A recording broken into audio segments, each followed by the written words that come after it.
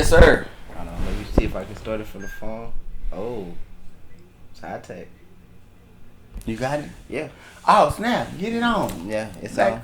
Yeah, I started from the phone. Okay, man. Yep. So this is the first episode of We Black Crazy. I am your host, Black Curse. Skinny boy Versace in the house. Man, what you been up to, man? Man, I'm just up here working, man. That's all I can tell you. Working, trying to be responsible, do what I need to do, man. Same here. Been working. Hold up, let me. I see y'all later. I ain't got nothing but love for you. See y'all later. Let me focus. Come on. Yeah, I ain't been doing nothing but working. Just trying to make it. I've been watching out for this. It's funny when you have to do with everything you have to do in your life. You know, being responsible and everything like that. But man, this politics thing has been crazy. No, for sure. And never fails to entertain. Man, Never. You know, and you know, us being, you know, black, of the black community, man, you fake that. You fake that. Yeah. Man, that's a hellified fake though, man. Yeah. Man, that's hellified. You talking about when he got shot? Yeah, shot in the air, cause yeah. if that, I'm just saying, let's just say in another world, I mean, however you want to put it, that he faked that. That's a hard fake, brother. No, I mean it is. It's a hard fake, cause it's weird for me to comprehend that the Secret Service, all these police departments, somehow this guy who's 21 or 22 Come on. gets on the roof. I just find that really hard to believe. And you know how they always say, you know, we Big Brother is watching us. No, come on now. And I think to myself, I said, man, if y'all couldn't stop this 21-year-old, man, like I probably can do what the hell I want to do. You could do. But you know what? Until I get caught. No, that's it. Because it's gonna be the trail. The snail trail gonna be. He didn't. It let them tell it. Everything adds up, but it didn't have a trail on it. Yeah. You know, he wasn't violent. Right. All he said was like in an echo chamber with his opinions. Right. So it wasn't nothing, and he didn't say the magic word. I'm gonna kill Joe Biden. Yeah. Because then because you're not supposed to, you have freedom of speech, but that's one of the things that you can't have, like, make violent threats to the president. Really? Yeah. I'm surprised it's not to all, to be honest. Yeah. But the president is one of them because people have really acted up on those thoughts a lot of times. I'm kind of, because I'm like, I just find that hard to believe. And for me, that's something that's what brings into question, was it staged? You know, because it's like, man, how did y'all miss that? No, I can't. That's why she quit. Yeah. She quit. Yeah, they grilled the head of what's that? Yeah. I don't know her name, but I know what you're saying. Yeah, I watched it. They grilled her pretty good. Nah, she done. If hopefully, and I'm not the dude that want to see. There she go. Let me see. I'm not the kind of guy that wants to see people Fired, devastated. Right. You know, transferred. You know, but I'm like blackballed. I don't understand. Yeah. I don't understand it. So, I think to be honest, I think she personally can survive this. This is just my personal opinion. Yeah, me too. It's because security on a world scale, that's what people don't understand. Cybersecurity, physical security, where she comes from, corporate security, that's a massive situation. But no, I think it was wise for her to just, you know, I'm done, go, and to look at their sales, to be honest. This is because it doesn't make sense. And now the guy that's temporary till they find a replacement, why they didn't have drones. Yeah. Now he's like bringing in the drones now. Yeah. Why they didn't have drones? Yeah. I mean, because I think President Trump came down here at one point in time, and man, they had helicopters everywhere on 635. I mean, come on, man. It was blocked. It was traffic crazy because of. Come on, man. I'm confused. I haven't seen a dead president get like you would have got in front of that car. That's your last day. Yeah, on yeah. Earth. And so I don't know if it's staged. It looks weird. Those are the questions that I have. It's like, how did this kid? And you guys are supposed to be so intelligent, so smart, so disciplined, so detail oriented. Come on. And yet, this 21-year-old, come on, man, like figured out a way to. He was the guy that was rejected out of the gun group he was trying to get into. Yeah. He was trying to come on, man. He was rejected out of because he wasn't good enough. Yeah. So I I always leave in my mind. I need to leave a door open that. What if it was staged? No, it wasn't staged. I just leave a crack because no, this is impossible to be staged. Yeah. I mean, and then too, Trump reaction to it leaves a question too. Cause I always think about, for me, I've never been shot at. I've never been robbed. Thank God, right? Yeah, me too. I'm with you. But I look at it and I say, I think someone and Trump been rich all his entire life. Let me say this. Biden ain't on Trump level, but he been well off for a long time. He been well off. So Trump, but let's put it to you like this. Joe Biden has always been, he's a career politician. Yeah. Donald Trump is a career businessman. No, come on. And for him to be rich all his life, never been through no traumatizing event like a shootout. Not nobody don't want to shoot him. And he done said some stuff that somebody should have wanted to get him. Yeah. And so you expect me to believe that this super rich man has the understanding that when somebody, in mind you, he's like 80-something years old. Yeah. No. Shoot at him. He gets up and throws up the fist. He knew. Nah, man. Nah, he knew. I get what you're saying. No. Everybody never been a revolution. I got it. Everybody gonna be like, I think if some shootout is going on, I'm on the ground. No. I'm scared. I'm like, man, they shooting. No. But this man got up to pump the fist to be like, and he got the iconic look that he was looking for. He knew. And I was like, that's a good point. Don't forget the pump. Don't forget the pump.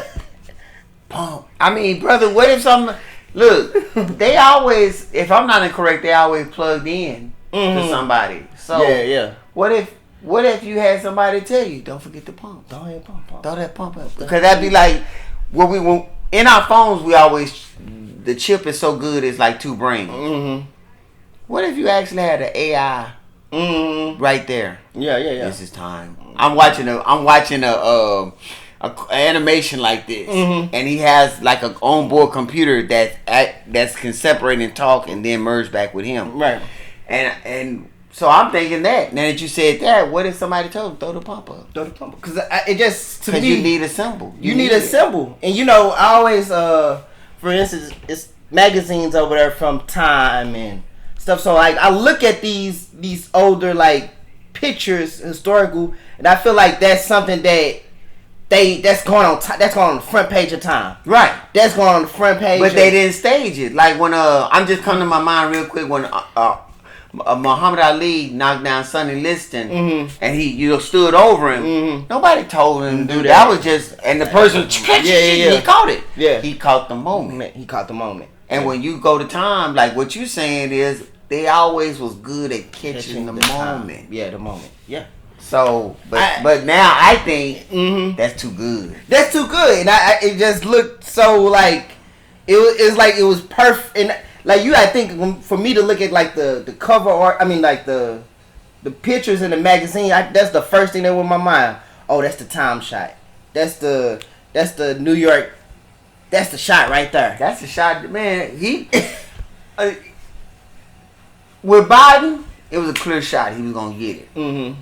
And he said it too when he did that woman's thing. Mm-hmm. And I like that he brought it up. I didn't think he was going. I couldn't see him getting out of that. What? When he went to the what's that meeting with the black women? Oh, the yeah. journalists. Mm-hmm. Yeah. I didn't see. I said, "Ooh, he about to get told up. He about to get." Okay, what did you think about it when you saw it? Man, you know, honestly, I thought it was gonna be more of a welcoming. Cause, for instance, I heard about Kamala Harris. Was she supposed to be there? She told him she couldn't do it. She had other engagements, and then she went to I believe they were supposed to do like a Skype or something like that.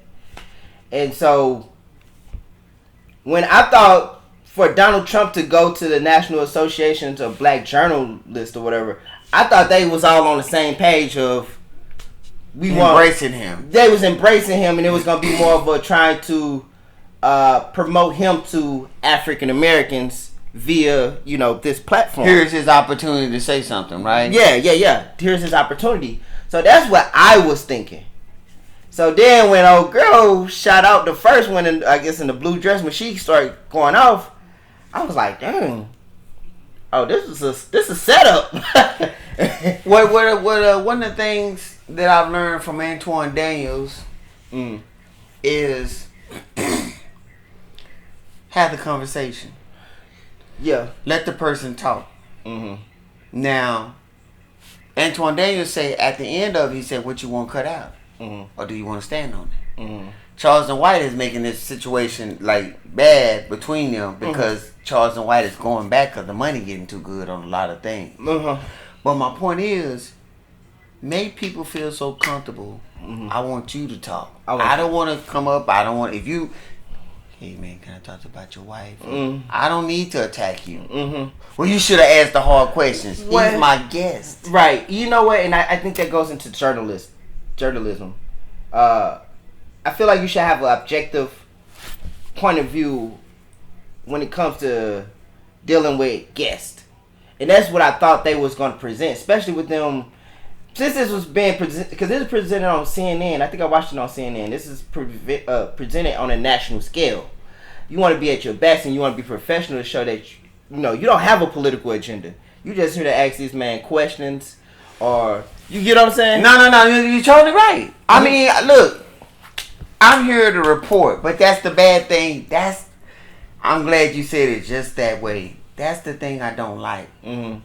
And I'm not going to never tell you that I haven't been guilty of myself. As I've matured, bro, after you go vote this way and I go vote that way, we homeboys in real life. And people are not doing that. Yeah. If you don't vote with me, if you don't go out, then you against everything, brother. It is. It's like I don't. And I just felt like they should have been more objective. But what I think is interesting about Trump, and what I took from Trump in that interview was this. His goal wasn't, in my opinion, to talk to black people. His goal was to continue his talking points to make sure that his white constituents understood where he come from. And what I mean by that is like, he kept bringing, like, because they asked him a question, he wouldn't answer it. But he'll keep saying, the border, the...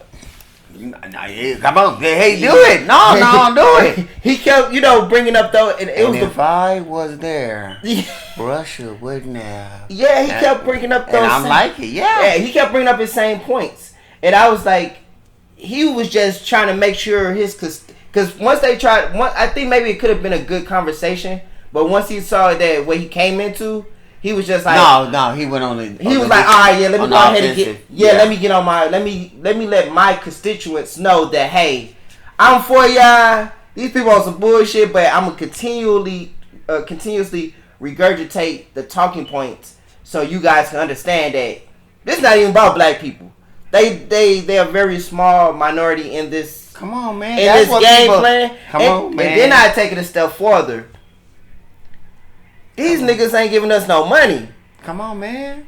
They didn't raise them women that raised money for Kamala Harris. You niggas ain't raised no money for me Why you think? Hold up, and you disrespectful. What makes you think I'm finna give you any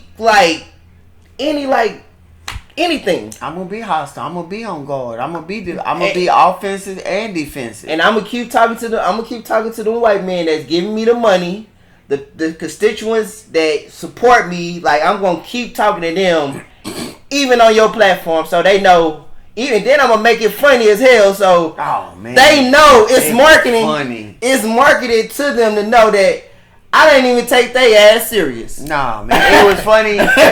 It was funny, man, because this is the thing that's killing me, Eric. And people tell me, you know, like, I'm going through it with one of my family members, and they're like, my auntie told me, she said, so you let a white man talk about a black woman. Mm-hmm. And I'm like, I don't know her like that. Who is she? And he talking to her. He ain't talking to my mama, you know. Don't talk about my mama. He talking to her. This something that I always say. You know, even like, and this is on the same point, but there's, you know, you'll hear black women say, like, a man that date outside his race, but your mama black. Okay. Okay, come on. I'm interrupting. Come on. But your mama black. My point of view is this. The social relationship that I have with my mom, come on, is she's a mother and I'm a son. Yes, sir. What does that have to do with me having a intimate, come on now, spiritual, emotional relationship with a woman? It's totally different. It's totally different. I'm gonna tell you, just look. Brothers help me, other men. That's why you need them in your life to kind of synchronize you. Mm-hmm. Shortcut to everything you say. Man, I ain't trying to date my mama. Exactly. No. What y'all talking about? That's my mama. That's my mama. I'm trying to. The things I want to do and do for her. I love my mother, but come on, play. And let me reverse it. A mother's love to her son is different than I saw my mother give to her man. Come on, man. And for me, you gotta understand the social relationship between that. So my mom is not, because if you was to reverse that, you'll say, well, if you a black woman, your son is black, therefore why are you treating the man?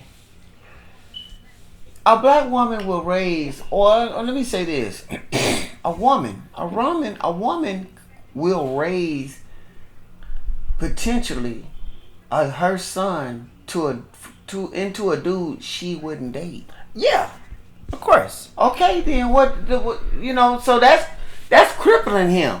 My mother never told me. I love my mother, bro. Mm-hmm. I love you. I just got on Facebook and somebody told me you're always bashing women. I'm telling a point of view. Right. When they bash us, that, you know, like, one, I'm gonna do like sisters used to do me. That ain't talking about me. And two, is she right or wrong? Mm-hmm. It's nothing to do with my feelings. Right. You know, and I don't need to jump in. Not all. Right. I think that should be always the understanding when people have these conversations about anything. It's like, not all. I had to grow into that when I was a young man. That was my argument. I had to learn. We're talking general. Mm-hmm. This is generally the way it goes. Yeah. Because, like, sometimes people will say, like, not all. And then I'd be like, well, what do you think the majority is doing? And I'm very big on, like, majority. Come on now. Majority trumps the minority in any situation. We talking more than 50 and 75%? Yeah. I mean, then what we talking about? What we talking about? You know what I'm saying? It's like, if we were to say something as simple as, like, I believe that 85% of African Americans listen to rap music. Oh, and then they'd be like, not all. And you'd be like, hold on, but the majority. Come on, bro. I mean, from the majority, we can make. See, now they say semantics. Now you being ignorant or something. Yeah. So I always find that word, and then, I don't know. It's just weird, but yeah, we got off subject. But I don't. What do you think about Kamala Harris? Let me say it like this. I voted for Joe Biden. Mm-hmm. And I voted for, Joe Biden and Kamala Harris. I voted for them. Mm-hmm. So, I I'm not a complainer about what I've obviously seen in the gas and the grocery store. Man. Okay, I'm not a complainer. What I've seen in mortgage payments, that I'll say I've seen it, but I know supply and demand.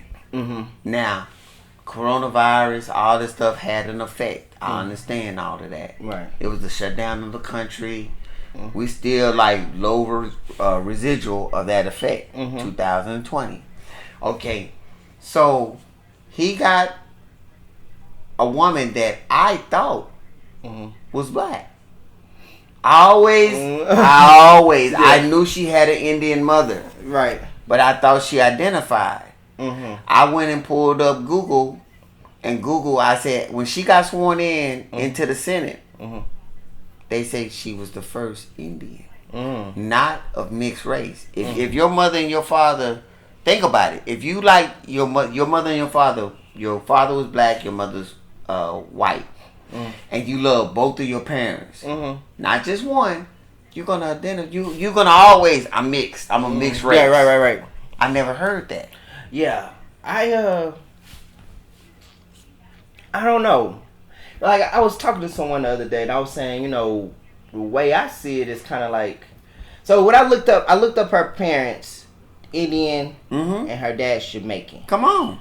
And then when I looked at her dad, I was like, is he black Jamaican? Come on. Because I mean, when you think about Jamaica, see, we just looking at the skin color, but culture supersedes skin color. Yeah, it does. But even in places like Jamaica, there are quite a few Asians, Indians. Come on, it's different types of people. It ain't just black Jamaicans. If you met you an Asian over there, most of the time they merging into the culture of Jamaica. Yeah, for sure. Okay, and you know, and I go back to looking at, you know, if you look at, they have white politicians. They, you know, Jamaica is very. Come on, man. A white politician. Yeah, and it's multicultural, like to a certain degree. And you know that they have citizenship in England. Yeah, exactly. Okay. So, you know, even when I went to England, you see, you know, I was on a bus and they was telling us about all these places, and all I saw was black people. They said they're mostly made up of Jamaicans, Caribbeans, and Africans. So, it's a swap. It's a culture swap. It's always going on. So, anyway, with that being said, I don't know. So then when I looked at it, and I was like, okay. And then I think I read down, they said Afro-Jamaican. So I was like, okay, I guess that's the blackness. But then I said to myself that Kamala Harris is like, it's kind of like using Kendrick Lamar line, not like us. I don't think so. You honestly, you can't really. She's not listening to it. I'm regurgitating the multimedia that I'm picking up. She's not listening to Megan Thee Stallion at her house. She's not listening to Quavo at her house. No. So why would you present them to us like that? Oh. Yeah. And this the thing. This the thing for me. We can say the same thing about Barack Obama. No, Kenyan come on. father. Come on, man. White mother. Okay. However, the difference between Kamala Harris and Barack Obama, he sells you the blackness. I'm gonna also say this, even though I don't totally embrace this, but I'm gonna say him having a black wife. Oh, I was gonna say that. And then he has a black. Not only did he have a black wife, and he had 2 girls. They were black. I mean, it was total identification. Yeah, I didn't know. Not really. Your skin is on the kind of a little bit close to Obama. I didn't know until they told me he had a white mama and parents. I didn't know that. Yeah. I didn't know. So my thing is he identified as such. He did. He sold that to me. Like, I felt like if I met him, just like some mixed Africans I met before, we niggas. And when I say that, like, okay, his black wife, she's from the south side of Chicago. And she wasn't playing no games with life, man. She knew where she was going. Yeah, she that's a lady that personally, I honestly, and this is another conversation, I personally think she should run for president. I just think that the only reason why I wouldn't, and it's contradiction right here, because she hasn't, even Hillary Clinton, wherever you feel about Hillary Clinton, she went through the motions. No matter what you feel about her, she became a senator. She worked in New York. You know, she had a track record. She identified with her husband. Yeah, politics. Yeah, right.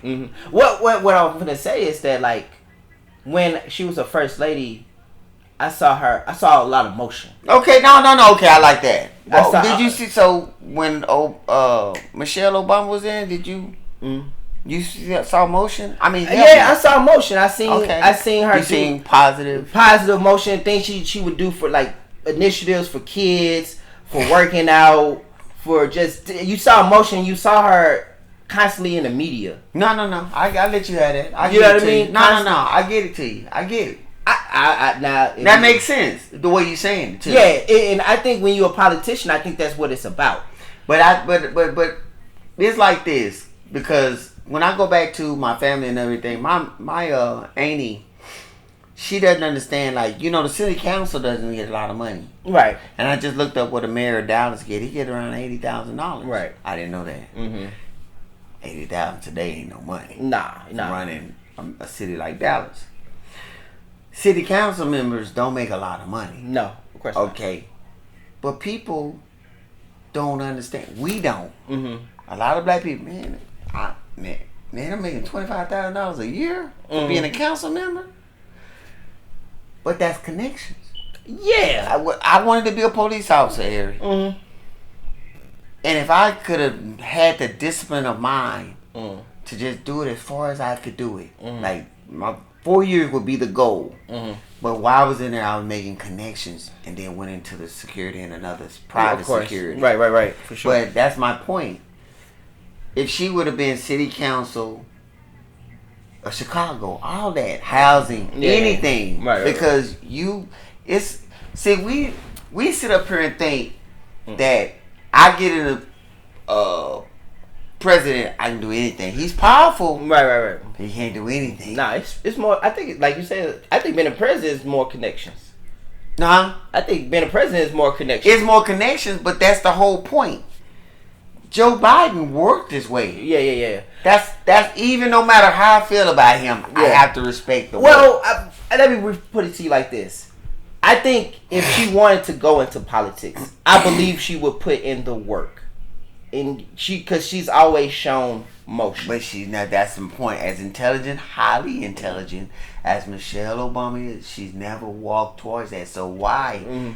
Because she's associated to Barack Obama by association. This is what I'm saying. Even though Hillary Clinton was associated, she still went and did the steps. She was tapped in. Yeah. She. Even though, this is Hillary Clinton's husband, wife, she still went on his connections and went in, brother. Yeah, but I think even for her, right? I think because she was a first lady first before all of that, right? And she was very helpful in Bill Clinton getting to where he got to. Bill Clinton? Yeah, I believe she helped him. Okay, I didn't. Oh, you talking about Hillary? Yeah. No. Yeah. No. If you go back and look, So my point in saying that is that even when Bill Clinton was the president, Hillary had motion as first lady. Man, she act like a first gay lady. Yeah, but I'm now. No, you right though. I'm just saying. But I would say this. Let's take Kamala Harris as a vice president. Really didn't see motion. You saying the stuff. She went down to, she gave out $700 million to South America. Yeah. Spread it out. And I'm like, this is the thing I'm saying, brother. It's a lot of, man, we need so much. I'm not into handouts. If you was to get rid of housing, projects, welfare, everything, brother, WICA, it wouldn't help me. It wouldn't hurt me one day. I wouldn't lose no sleep. Me either. But at the same time, I want to be sensitive to people that actually are trying, actually trying. You get in a situation, man. I go into, my mother went to Jerome. I went to.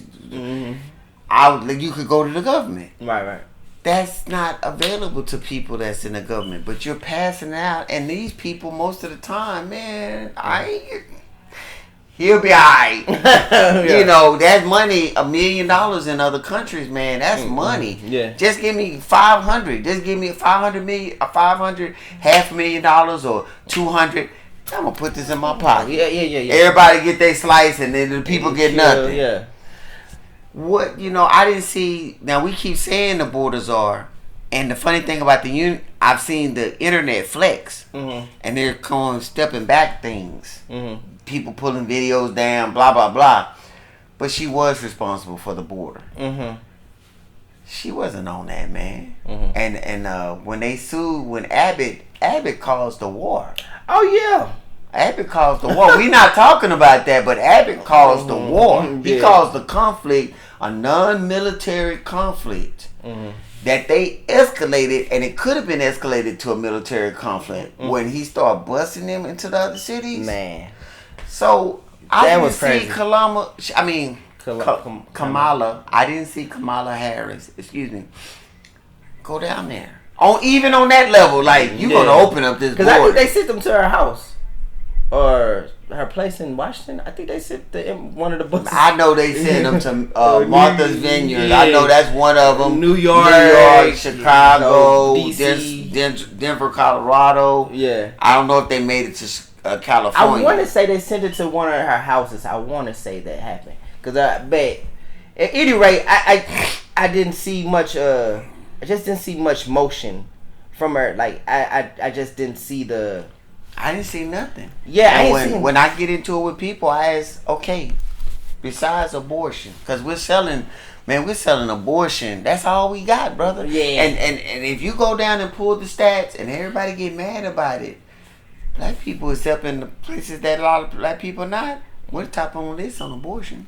Oh, we top of this. Yeah, man, we killing like a mother sucker. Oh yeah, bet. Yeah. No, that ain't smooth, man. Yeah, Hey, man, yeah, I was always told that black is beautiful, black is special, but- black connected to the kings, God, the goddesses. And, come on, God buddy. bless. I mean, come on, you killing, bro. Yeah, but you know,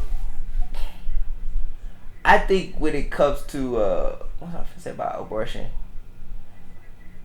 Because I think they're trying to put it in the states. No, that's true. What Trump said. He said that. He said that with them. With them, he kept putting. He said, I don't want to make it federal. You're making the government stand. I want the state to decide. decide. What do you? Come on. That's Right. How fair is that? Well, and you know what I think is interesting about that? And I think people are weird in this capacity.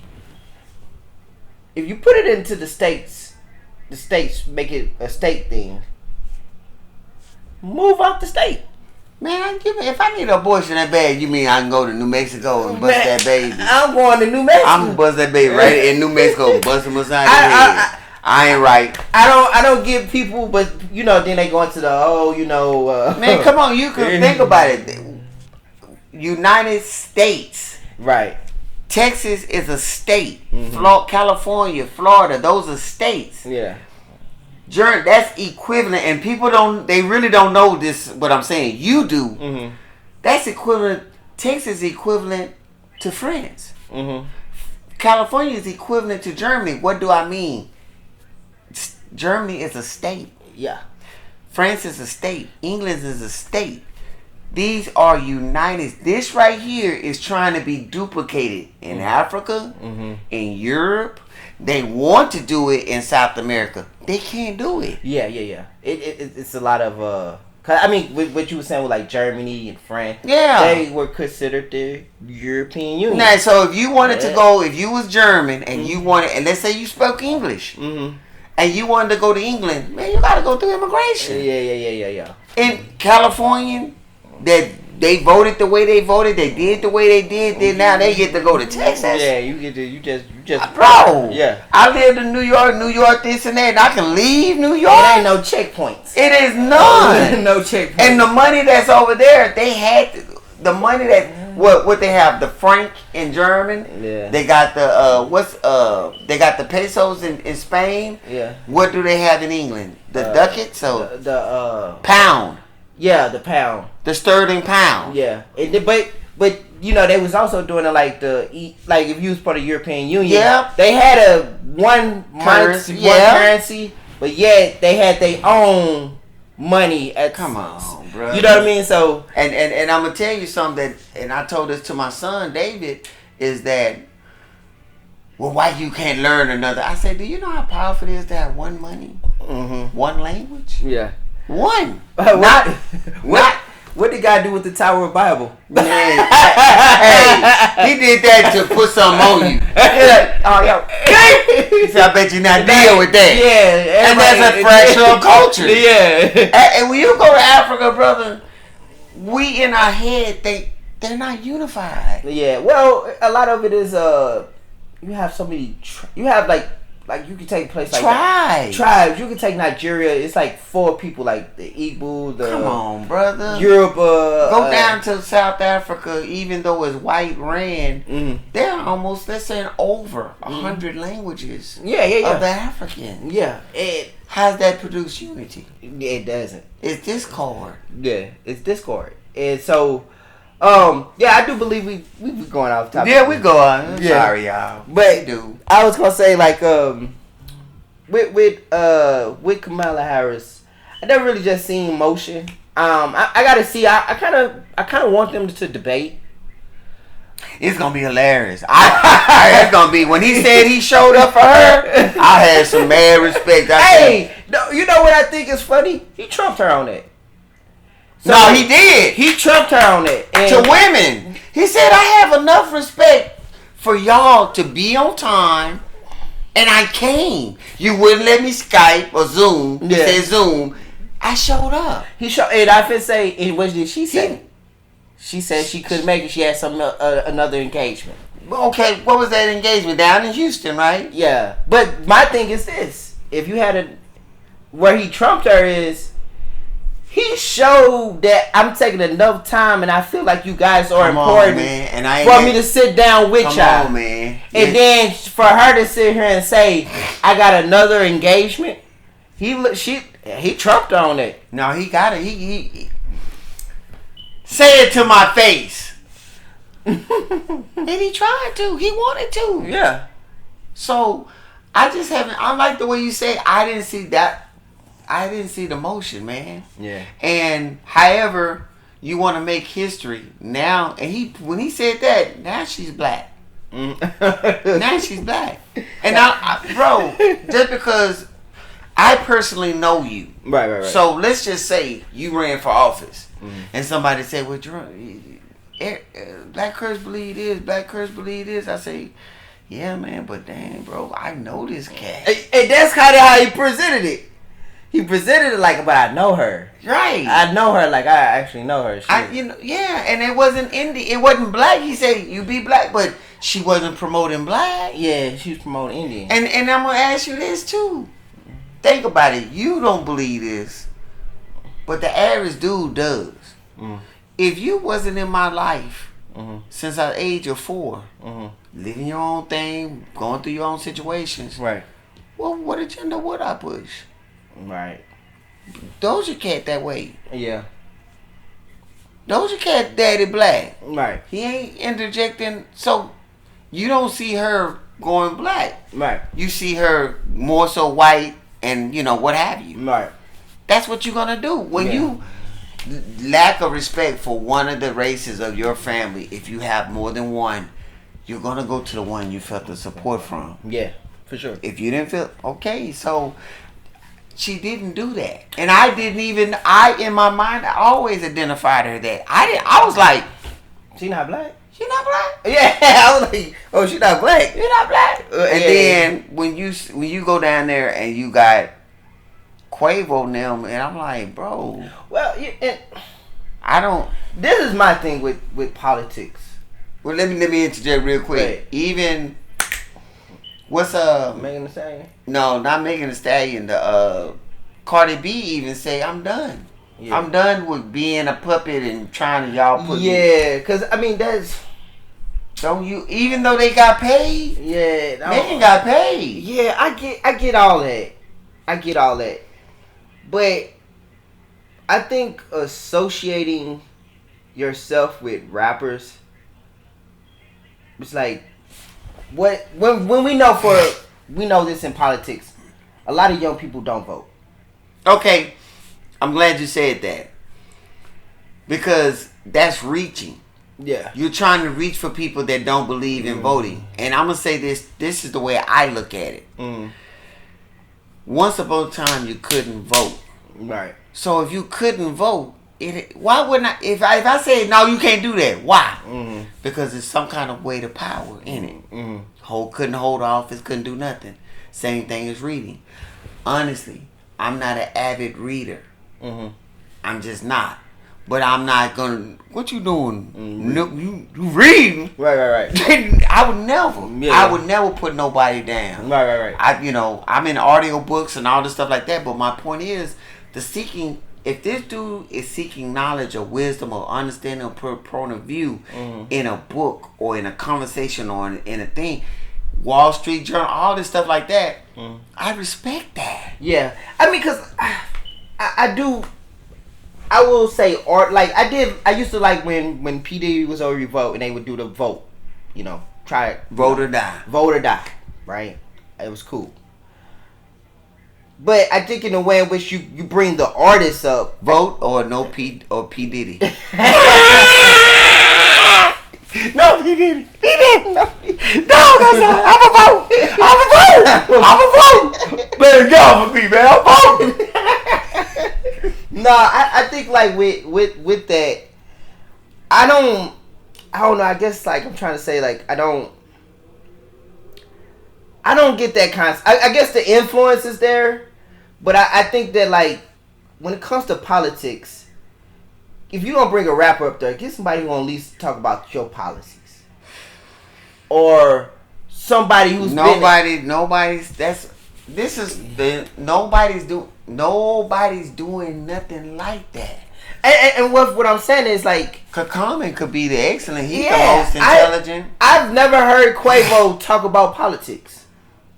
He don't care. I've never seen Megan Thee Stallion bring up politics. I'm gonna tell you, black people that has really made it. That let's just say you know some homeboys and they all have made it, right? They really don't care. They don't care. Why? Because they are not already made. They money, got money, brother. So they don't comprehend. They don't understand it. So for me, I just think if you're gonna do that, then bring up a political artist. Don't give me Quavo, who I've never But seen. see, that goes in the name brand. I'm just giving you a name. I'm giving you a and then too. But to me, I look at her campaigning. That's lazy. It's other artists. The reason why I won't say lazy, because that's all she got. Yeah. I mean, because I'm a black woman now. I'm a black woman now. So, and I'm going to embrace what my predecessor, everything he did, and don't forget, I'm a black woman. So I'm black. I'm down with you. Transgender people, abortion rights. Nobody should tell you as a woman what to do. I'm just doing a group hug. Women's rights crew. Right. Yeah. And y'all gonna come to me. Oh, and the niggas. Right. No. Yeah. And I'm down. Oh, right, Megan? So, I think it's the smartest. I like and respect lazy. But it's the easy. It's the easy. I get what you're saying. To get on base. I'm trying to get on base. It's the marketing fact. It's that marketing, trying to hit the. Because this Trump made this mistake. To me, respect.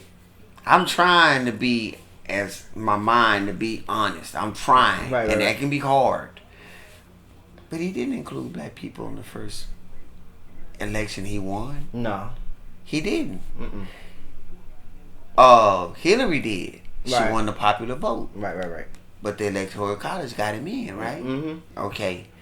Then when he won on this, that was the coronavirus, bro. Everybody was bad on the coronavirus. But if you listen to people tell you the backstory, he got into it with China over put tariffs on them to help you produce. Think about it, brother. When Apple went to China, See, this what I'm trying to make the point. When they went to China, you had to cut a deal where you had to go in business with them, and they learned your technology, and they created companies off of your technologies. But here's where a guy like Steve Jobs looked at: why pay a guy $20 here in America when I can pay a dude $20 a day? Think about it. Right. $20 an hour versus 20, and I'm really just giving it too much on that a day. Yeah, and then the tax breaks. Right. So Trump did that. He put tariffs on them. Yeah, because he was trying to bring the manufacturing jobs. Come on, here. Brother. But nobody putting that on. Yeah, nobody. I think he should bring that up too. Nobody. This is the way I want to say black people are. We don't understand the economics of this connecting dots. If we can't touch it, feel it, go to somebody else.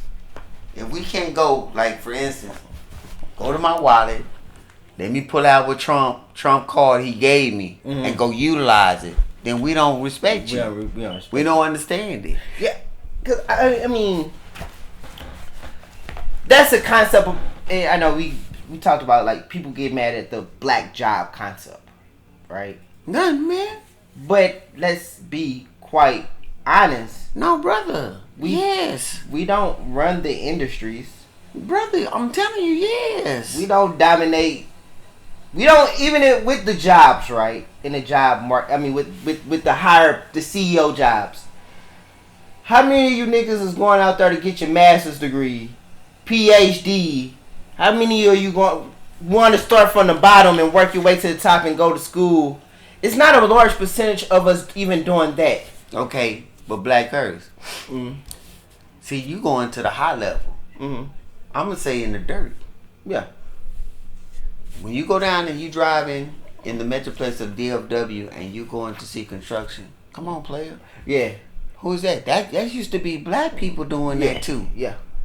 But we don't want to do that. We don't, bro. We don't want to do it. I had someone tell me before, like, man, like, I think Mexicans are, and this is silly to me. I think Mexicans have something in their DNA where they can withstand the heat. Man, no. That's so ridiculous. And the reason why I know, only because of the internet. I didn't know because of school. Brother, why do you think they burned down black towns? Oh, yeah. That was hardcore.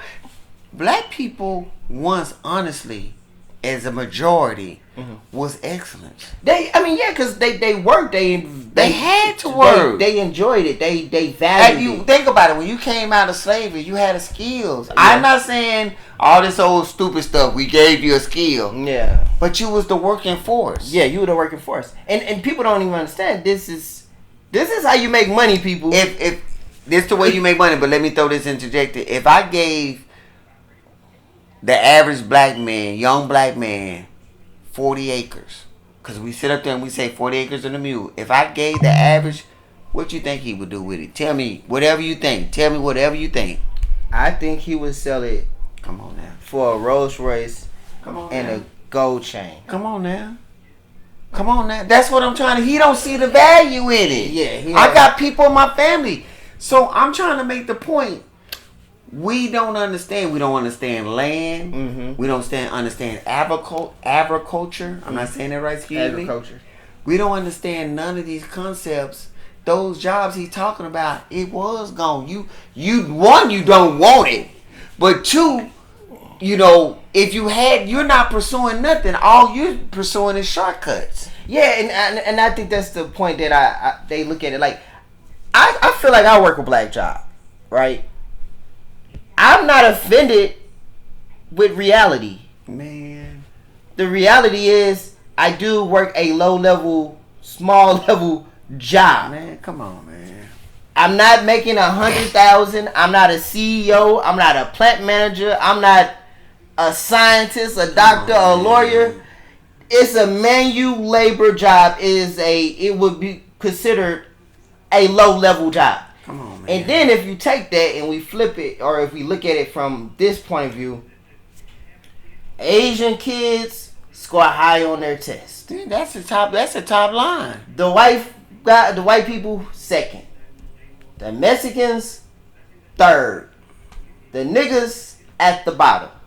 And everybody get mad about us saying that. Mm-hmm. But what does that statistic say? The statistic is telling you that who is gonna be at the top level of the job, and who's gonna be making the money, and who's gonna be at the bottom. If your kids are not being educated, they gonna get the black unskilled jobs. If you not educated or you don't have a skill, you have to give me something to trade. Yeah, that's the whole thing of what money is. Yeah, it's a trade. Yeah, you know. So my point is, if I said, hey, you make cold-blooded sandwiches, right, and you say, I said, man, make me a sandwich. You say, wash my dishes. I said, all right, I go wash your dishes, right. You know, because that sandwich that good with a drink. We just traded. Yeah.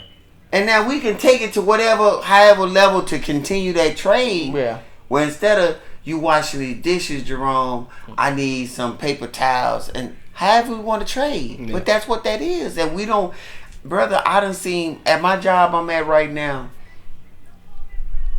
this is what's funny about women to me. Women tell you how incredible they are, and I believe they're incredible in their lane. Right. But it's on all the women we have, maybe 5, they're in the office. As far as all the manual positions, driving positions, equipment positions, that's Latinos. Black people, small percentage, and the white people in the office. Yeah. Now you can be mad about that all you want, but I'm up there I'm just looking why we don't have more black drivers. Ain't nobody coming in saying, no, we don't. Nobody's saying we don't hire nobody. Yeah, nobody's saying. I feel the same way because it's mostly Latinos and you got white guys, but I look at it like the Latinos. What I've seen in where I work at is the Latinos value their job. They gonna come to work. They gonna show up. And they can be lacking in performance at work. I try to get that to my daughter. She don't understand. She in the fashion world, and one company she was working for, it was one of them bad floods we had, and she didn't. Everybody showed up but her, so they decided to let her go. And if you talk to my auntie like agree with her. Well, baby, it was dangerous. I say, I get you. But it's mighty funny that they don't believe that though. They look at it, it's my job. I gotta go. And it was a woman in Laos, and you listen to her family. When they came from China, they went to Laos, they made it in Laos, then the communists came, then they came over to America. Man, she don't even look at, she like, traffic is ridiculous. So if she have to be on the road at 4:00 in the morning to be at work at 8, she gonna be there. Yeah. Me and you, man, traffic. Traffic. Yeah. We gonna either get close or we gonna say, man, traffic. I think we are because we lived in America. But on what you saying, that was me too, brother. No, me too, cause I had to come out. I didn't even want to work overtime, so I went to the military. Yeah, I'm gonna be honest with you. I'm still trying to learn how to break the cycle of that, of finally realizing like, man, I'm in America where, come on, man, it's plentiful. I'm telling you, man. And I try, like, even going to work, I try my best not to complain as much. I try to be appreciative of my job. You ain't got to be there. Yeah, I don't have to be there. And I just be like, and there's a lot of days, we all human. No, come on. We get up and we be like, man, fuck that. I don't want to go to work. But I try to, like, really take it in and be appreciative of my job. Like, man, you know what? I actually got a job. I could be like Lil Woody from YSL. That dude. Boy, I could be Lil Woody from YSL. I could be Young Thug right now. That dude, you gonna get shot messing with Woody. Because Woody is... You see that big girl? It's a big girl. He went on the show and the big girl punked Woody. Did she punk him? He said, no, she come across that line, I'm out. And you know how he talks, so it's funny. I can't even imitate it. And I'm like, bro, you supposed to cha hit that. He like, Yeah. she gonna do something to me. You know what's funny? He don't even it's funny because like the people they view as killers in the hood, Man, he don't come off as he like, don't come on. I'm like, is this the cream de la creme? I quit. What? I don't want to be around this dude. He don't look like. I want to be that dude. Nah, heck nah. He look like. And he connected to all these cats. Yeah. And you be like, man, really, man. And then it's funny because like when I see him like outside of the courtroom, he low key. He talk funny, but he talking like he that guy. And I just be like, I don't get it. No, I don't get nothing. When he was in court, I didn't get it. When you catch him on them other shows, them dating shows they be having, you gonna see that was Skinny was talking about. You gonna see it because I don't see no. Let's walk off in this direction. Watch this. I was making the point, which will maybe lead off into it. But when I say, when you see people like Elon Musk, Steve Jobs, Jeff Bezos, you don't see dripping with masculinity. No. Okay, but when you saw Andrew Tate pull his shirt off, do this and that, talk about a car, think about it. They don't do that. Right. You saw masculinity, and he could fight. Right. So the world went against Andrew Tate. Right. The world ain't against them. And these guys are that, and that's nobody that kids was standing up saying, I want to be Andrew Tate. Nobody was standing up saying, I want to be Elon Musk or Steve Jobs. Right. So that thing about the masculinity, and I've fought that in my life because I was raised by a woman. Yeah. What? Oh, go ahead. No. I'm just trying to make. When I saw Woody, I saw a clown. Yeah. On all cylinders, bro. Yeah. Because even when you bring up Jeff Bezos, Steve Jobs, what's the other guy? Elon Musk. Yeah. I see masculinity not in the sense of like an Andrew Tate, because I think. But that's not when you think. Okay, that 007. Yeah. 007 is a fictional character, supposed to have been highly intelligent. Yeah. Drinker. He was the smoke. He was a boy. He was a man. Yeah. Okay, that's what Andrew Tate was. Andrew Tate smoked cigars, but you don't see. They're movers and shakers of our lives. Yeah, bro. and so that's what I was finna say. I think manhood, in my opinion, is just about competition. So even masculinity to me is like competitive. Just because they don't go work out, don't mean they not competitive in their industries. And I think for them to get to those levels, like if you read a Jeff Bezos, cutthroat. Didn't nobody like working for him.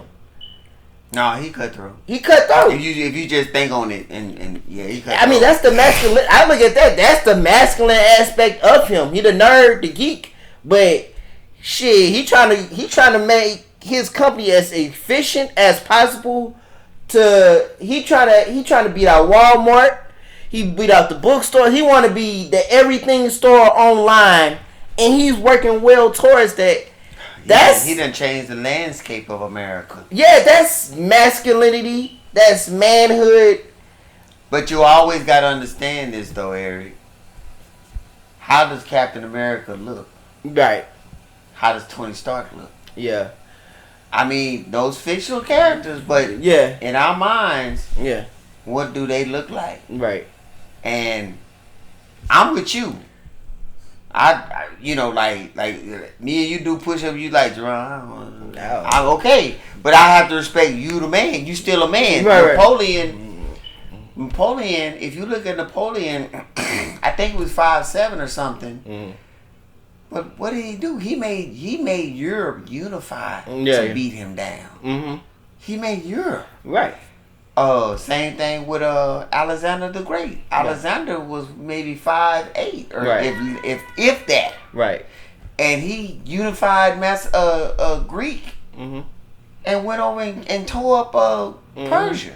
Yeah. You ever heard of the Mau Mau in Africa? Yeah. You know what the average height for them was?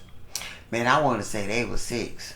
No, 5'5". Are you serious? 5'6". Are you serious? Yep. And the group that they fought against was, I think their average height was like 6 something. Before the white people came. Right. And they said they used to, the Mau Mau, those people used to kick their ass in war and take their women. Mind you, these guys average is like 5'6", 5'5". Like I have a guy that I work with. He's 6'5". Okay. Interjecting on that real quick. That's why I let all that. Man is a man. Yeah, and I don't go, if you a man and you don't like to work out, you a man. If you a man, you a man. Yeah. So this is my take. Like I told this guy at work, he's 6'5". I said, I'm 5'4". My goal would not, and I said I'm just using you as an example. My goal is not to engage with you in a physical battle. I got you. I like that. I'm 5'4", bro. You grab me, I feel like you have the capacity to literally pick me up and dump me on my head and kill me. Okay. Survivor. Man, you come up to me playing, I may be like, let you come in. I respect. I had to put that in my, you know me. Yeah. I had to start putting that held up there. Yeah, so I say, when you short, you have to. Even when you, but that, okay, even when you get God, brother. Yeah, it's that one dude that he will match up with the equation. Yeah, you gotta be like more so like strategic in how you move and operate and how to win and how to, like, the goal is to, I don't want to lose this battle. You know what I mean? Mm-hmm. And I think all men have that mentality. We have that because we know it's a potential to get hit. I done learned that. Yeah. And when I meet people, I say, man, you talk a lot. You ain't never been hit. Yeah. Most women ain't been hit. Yeah, Because you wouldn't, come on, man. Yeah, I mean, I could share on here. The first time I ever got in a fight, I didn't even know I was getting in a fight, Jerome. I got beat up and embarrassed. My first time ever getting in a fight. That was at the Boys Club of St. Louis. And Boys Club. Man, and I was around Amos' age. I was like 7. And I'm on the basketball court. I think he was playing football, wiffle ball, something. And this kid stepped on my head. I just said, hey, man, watch where you step in next time. He said, what you say? I said, man, you stepped on my head next time. Before I could get it out, he got me on the ground. He on top of me. Bop, bop, bop, bop, bop. Big dude, too. Yeah, he was like 2 or 3 years older than me. Wow. Didn't give you no. I didn't get a chance. I was trying to kick, turn and twist it. Come on. And I just got beat up and just dominated in front of everybody in the gym. And nobody stopped him. No. So then when it was over, I get up. And it was kids that would watch us. One kid was like maybe 14 years old. He works at the Shell gas station in my neighborhood, my old neighborhood as a kid. So I get up and I'm walking out. And this dude say, you just got your ass whooped. And everybody saw me. I walked out. It was like walk of shame. No. And that was my, and I walked out. I left. When I got out, I started crying in front of my best friend. Got home. I cried to my mom. Mom said, hey, what you crying for? She like, did you fight back? She said, I was like, what you mean like fight back? I was like, yeah, of course. I mean, the dude hadn't pinned down. All I could do was, I had no other choice but to fight back. I'm going to ask you this, though, respectfully. Because, like I said, you know me personally. Blah, blah, blah. That didn't start you on no kind of weightlifting, push-up, nothing like that? Nah, it didn't really, it made me think of sometimes maybe, because I thought about it, like, maybe I said something in the wrong way. Maybe, I just looked at it like, why? Why did I get hit? But in hindsight, I look at it too like it was a good teaching moment for me because it was like kind of like you gotta watch what you say, you gotta be on guard, and you gotta maneuver. You don't want to get done like that ever again. No.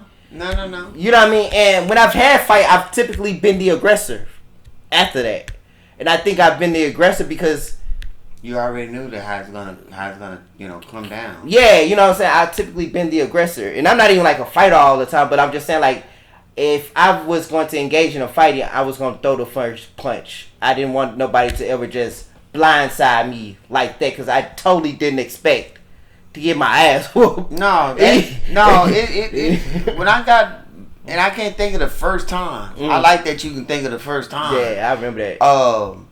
No, it's been a lot of defeats, and then when it just came to me, like kind of like a Bruce Lee situation. That's the way I can reference in my mind. Is that, man, you gotta get stronger, bro. You gotta go, and I didn't even understand. Cause I could always naturally kind of wrestle a little bit, right. So I wrestled my cousin, son, and we playing, right. And then the next time he saw me, he went did his stuff. Yeah, boy, I couldn't handle nothing. I couldn't. That bull was everywhere. And when I really kind of like started seeing it was in high school, and I noticed that if you stood your ground, even the biggest dude, they wasn't because they was used to you folding. And then if you had anything on you, a little bit in your tank, and then the gas out effect. I went through all them phases that I had to learn. How to fight for myself. Right. And this is where we could get away with still not having to have a weapon. Right. And like you say, then the other thing is too, you had to maneuver yourself because there's some people that will have a weapon. I'm talking about a knife too, because a knife will do damage too. Right. Yeah. We don't think about that. They know that in England. They took the guns away. Now they people now knives. Now they're trying to take knives away. So I had to learn, and then I did have a smart mouth. But I knew that if I was 6'4", you wouldn't mess with me. Yeah. And, I mean, cause like for me, I've seen, and then I also been on where I say like, I've never really been the shit talker guy. So, cause I always kind of like as a kid, I always seen a shit talker get their ass whooped.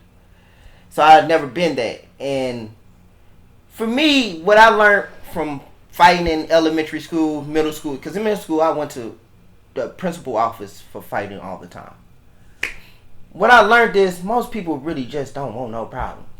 The bully, he just want to bully you and go. He don't want to engage in that.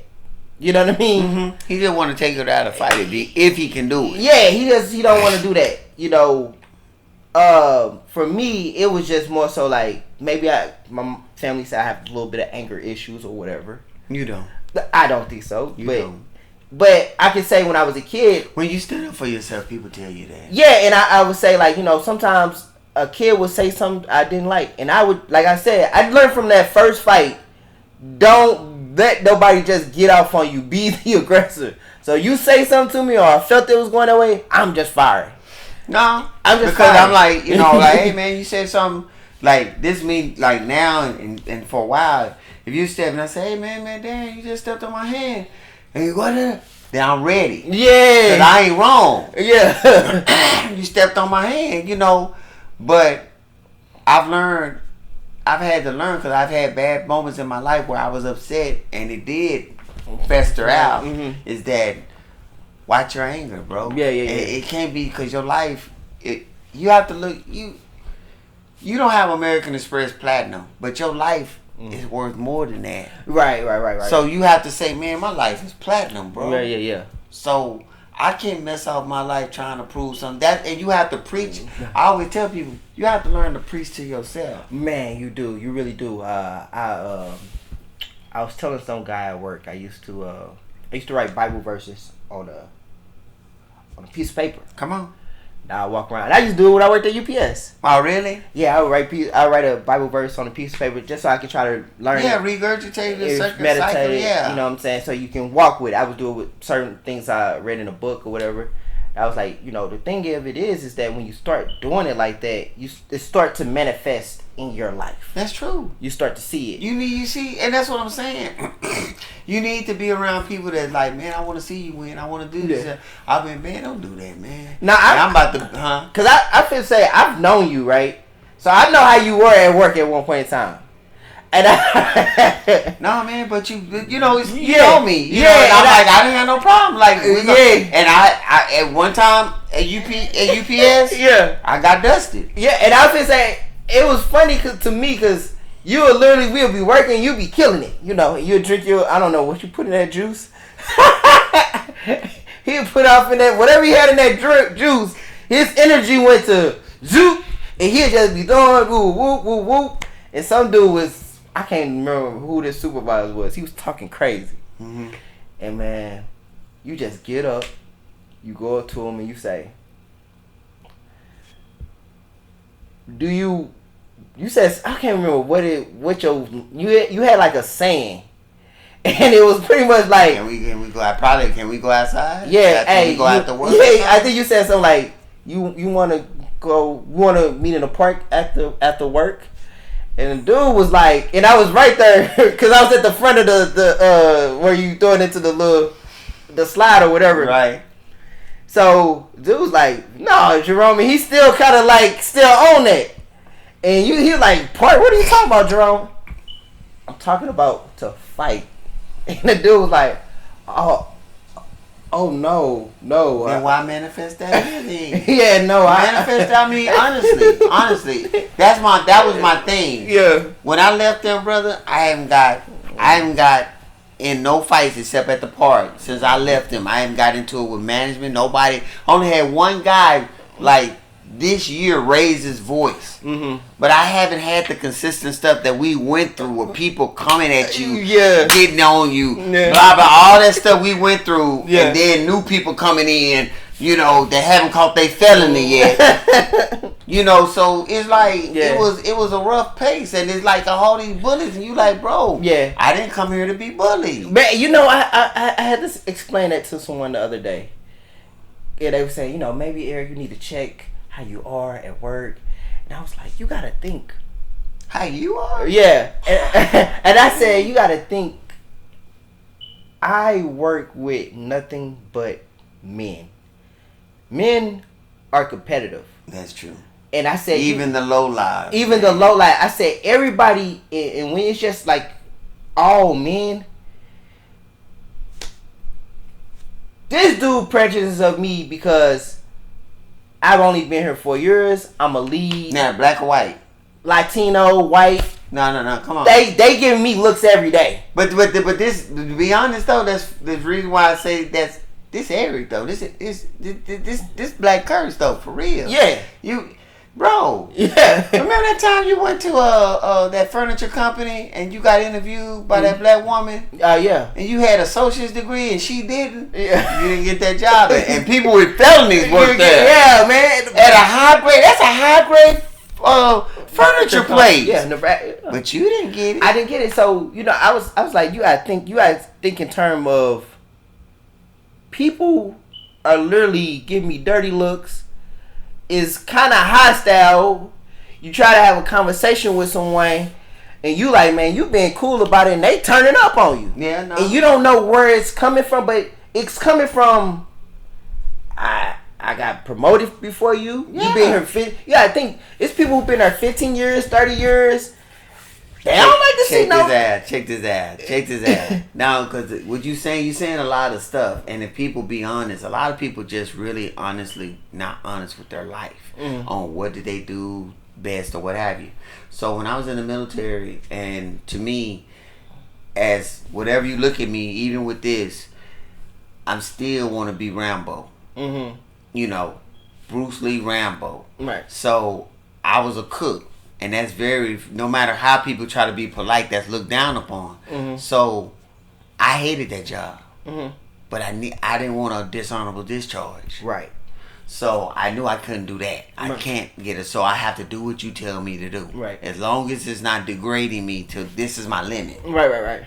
Okay, you know, like if you told me to get digging, brother. Yeah, we gonna do whatever we gonna do. yeah. So I go to work, blah, blah, blah, blah, doing what they saying. The other guys that could outperform me, some could, some couldn't, they wasn't showing up on time. Mm-hmm. They wasn't doing the thing. They was getting into it with the leadership. These guys, and then when I just come in, hey, you wanna go to PLDC? Mm-hmm. That's to go from E4 to E5 being a sergeant. You want to go to P? Okay. Got through P. Got through it. Other people flunk it out on maps, land navigation. Your boy just, what did he say do? I did it. Right. And I went past it and then came back, got my promotion. Then they say, BNOC is basic NCO. And that's for you to go to E6 level.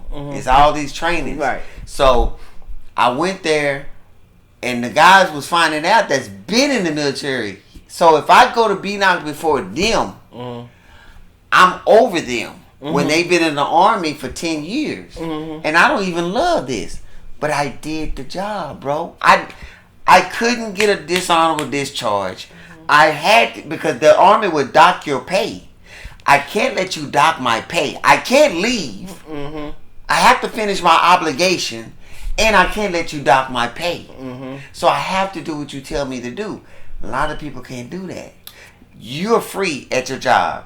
They in Texas, you have the right to work. They can fire you for no reason. You know, then you go through the other preliminaries. But my point is, they can let you go and you can quit. Okay, so we have this understanding. I want to be here. You want me to be here. Right. This is my job. This is how I take care of my family. Yeah. What I mean, and I know you get down in the dumps. I know you get tired. But man, come on, man. Yeah. Who can you call to say, hey, man, I need $500? Yeah. So my point is that, and I lost that. I came out. I was a little bit more motivated. I would work overtime, but other things in my life had to go. You know, For you. for me to keep getting a better understanding about life instead of thinking, you know, I will work in the sun. I might not want to, and if I'm not smart enough to figure out how to get out of, then I'm in the sun. Man, I was telling somebody the other day, because, you know, people at work can tell me, like, you know, Eric, you work too hard. You stay late. Who paying it? When they say, my auntie say that to me. Yeah, and so I told this individual, I said, man, because they were like, I can't work like that for the white man, blah, blah. And I said, sometimes you got to take, how you looking at it is not how I look at it. Come on, man. Talk to me. I said, so, you don't know what's going on in my life. Yeah. What if I got something going on with my wife at home and coming to work is my safe haven and me working takes my mind off of whatever? Come on, man. It ain't have shit to do with the white man. What if I really need some money? Come on, man. What if, you know, summertime, my son in daycare? I ain't got to be here. I ain't got don't have to. This is where I'm at. This is my wheel. Come on, bro. This is how I'm looking at it. You guys are taking it and turning it to something negative. And I was like, I'm not even, you don't know where I'm at mentally with it. You don't know what I got going on. You don't get it. I'm interrupting you, but this goes into saying this too when you say the white man. My uncle, he passed away, R.I.P. He went to the Korean War. He had his arm cut off right here, and for the longest time, bro, I thought he died. He lost it in the Korean War. I'm sorry. Y'all like that? You better laugh. You better laugh all the time. Because he told him, I thought he lost it in the Korean. Man, okay. I ain't lying. I was like, when I found out, it hurt. You was like, man, he's a hero. Cause okay, when you hear how Korea, China fought in the Korean War, so he got laid out. He up there acting dead, and if you go, they go, pow, gone. You know, yeah. So he doing his acting. He got an Academy Award. How you get an Academy Award? He lived past that. So he coming on to the future. He meets my sister, and he knew she was in the military, army. And he called her Red. He said, Red, what's your rank in the military? She said, I'm a second lieutenant. He did that. That's what a female officer. Yeah. Come on, brother. Nah, you work too hard. It is what it is, man. I done seen a Mexican go learn. To be honest, man, if I wasn't an older cat, I would go work construction and learn how to do concrete. Man, I wish. Just like I would underbid. Like let's say, let me show you how I do it. I would keep my regular job because they don't want me to work on the weekends. a company, concrete company that's laying concrete Saturday, Sunday, I tell them pay me $8 an hour. Mm-hmm. Who gon' Yeah. They be like, what? man, who gon' just came across the border and don't want $8 an hour? Man, I heard a guy. I don't know if you know this guy. He's on YouTube. Shout out to Shampoo. I like Shampoo. He's a comedian. Used to be on what's this guy name? Howard Stern. He had his show on Howard Stern. But anyway, he always say, he said, you know, like, he's like, I used to work as a trash guy. He said, what people fail to realize is that, like, they give you a contract, but it's also things in that it's not in your contract, but you're supposed to do as a worker when you work for something. Just do the work. And he said, you know, I'm like a cheap date. For a little bit of nothing, you can get me for whatever. I'm not hard to please. If my bills, if I could just square away my bills, where I'm learning, this dude paying me $8 an hour. $8 an hour is no money. But my point is, I'm not gonna tell him what I'm here for. I'm gonna tell him, man, I need a job so bad. Tell him that I'm learning how to lay concrete. Yeah. Most of the guys, bro, that's how they started out there. They went and started their own business. Nah, they hustle. I would. And they went and started underbidding. Yeah, and underbidding, and I think like cause those are jobs that like, man, your next door neighbor may need that. Come on, bro. That's $400. You sit outside. No. When the trees got pushed down. Yeah. Oh yeah. I went and bought a saw. You for real? Man, bro. If you call somebody, now think about supply and demand. It's a high demand, right? You're looking at $1,000. Yeah. The guy. No. So I went and bought a saw, and Jalen, I'm not mechanical. Mm-hmm. Damn thing jumped off. Jaden pulled up to YouTube, went to work, and I was like, boy, love this dude, right? That's why I told you I love this dude. So got out there, we dressing it, what they call dressing. We cut it down, dressed it up, cut it down. This is in front of your house? Yeah, it was in the backyard, and we walked it and stacked it, all that stuff. Yeah. I saved myself $1,000. Yeah. Just doing the work. Right. I feel so good, man. I wanted to start a tree trimming business. Yeah. I said I need to go train on that. Yeah. How do you know? I'm just making a point. Right. We're sitting up here and not they. Oh man, check this out. So we went running today. You know that cat that goes around with the Fritos and all this stuff. Mm-hmm. Man, he pulled that straight out of his Suburban. Put down the ramps, pull that out, and get ready to go to work. I never seen one do it, bro. I always see like somebody just ride around. Yeah, and they disconnect, disconnect. Okay, and he going about his business. Pulled it out of his car, getting ready, had everything iced down. We were so thirsty. He took $20 off of us. Right. We got 4 drinks. Gave my son a free water, and he got these little old snow cone pop. But my point is, what can I do? Nah, for real. Black people used to cook left and right. Yeah. Well, you tell me, where is it a local black where you know the family own this? I only know one that I can tell you. I know one up the street from here. Really? It's called Freckles. Okay, talk to me. I don't know. I say it's his business, but it's in the gas station. Bro, okay. Yeah. But my point is, that's one thing you could depend on, a fat, black, beautiful woman. Mm-hmm. She could cook. Yeah. For sure. Like my grandma was amazing at cooking. Come on, bro. Now you I don't cook. I don't want to do that. I don't want to be out there. You know, like, and so my auntie be telling me that. But I help you dig a ditch. I said, how many dudes want that? They want you to jump on that doorknob. So nah, man. I'm just tripping because I'm just saying we not attacking. Yeah. And we in a dream world where we think everything should be, man, just handed to us. Nah. And these people not coming over here, bro, for no reason. Yeah, for whatever you want to throw in. So I brought this up on one of the podcasts that we was talking about. Come on, man.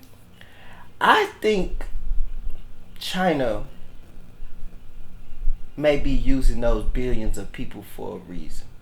That's a resource. What you talking about? Yeah, and If I had 1 billion people, I said, and I thought about it for that's how they fought in the Korean War. They just sent, they ran the damn machine gun would start smoking. Yeah. Like, what is going on? And I said, people, they talk about, what is it called? Chopping down the population. Or whatever, No. Yeah. No. Because food Elon Musk is saying, yeah, food is not unlimited and all this shit and all of that. Right. I said, but I don't even necessarily believe when China say. I think that's their propaganda to us, and I could be wrong. What? Hey, we only telling people in our country to only have 2 kids. But yet you got 1 billion people. No. They did that because they looked at it as a natural. Honestly, when you think about communism and understand how many millions of people they killed, Russia, Cambodia, Laos, China. When you look at that, you see they really believe that, and they believe that's the utopian mindset. Oh yeah. So they did believe that to curtail because the population was a burden at the same time. Think about it. America lifted China out of poverty. Of course. Okay, but nobody don't talk about that. And now we're their prostitute now. Mm-hmm. We was their pimp. Now we're their prostitute. Yeah. So they lift them up, but they have so many people that even though, let's say, 500 to 300 million people got lifted out of poverty, bro, that's another 500 million people that's still struggling. So this is what I think is going on. I think those billions of people, is sent to other countries. To do China's bidding. Everybody loves colonization. They colonizing, and that's how I look at it. They're agents of China. And I was saying that's what I believe is going on with them having all of those people. Is just to send them to. But see, they could never do this before. Yeah. They could never pull this off. And then they sending them to Mexico. They sending them to South. But see, and I'm glad you said that. Let me jump on Kamala Harris again. When she went to Africa, she talking about homosexuality and they should have rights. That was a spit in their face because they say, first of all, we don't even that's not our culture. That's first. Right. Second, that's nothing that we need. Right. We need some water, we need some infrastructure, we need brick, we need road, we need mechanic engine. What are you telling us? That's an insult. Right. And see that too. I used to watch documentaries on Chinese is going to Africa. No, that brother, after America, y'all gone. Okay, come in. Hey man, and whatever you need, a little bit and we not gonna even try. See, American people, white people. I'm gonna say this. White people will come in and tell you we're here to do you a favor. Yeah. And that disrespect, I don't care where you at, nobody wants that. Right. China is saying, let's partner together. And China is, I've learned with my wife, Asian people are racist. Mm-hmm. Latino people are very racist. I've learned, bro, racism is worldwide. All we see is white. Right. That's all we see. Right. But they made sure she left, and they said, now let's sit down and be a partner. And he ain't got this. They say they made him an offer that I can't lose. I can't refuse it. Man, he talking that I need water. Yeah. You got any African friends? I actually just went to an African party 2 weeks ago. He's Nigerian. You sit down and have a conversation, something like this, about his life. He somewhat don't speak about it too much, but we talk to him now. If it was good, you would. Yeah. If it was good, you would. You right. On, bro. Yeah. My supervisor now. Man, remember that girl I was dating at the day? Yeah.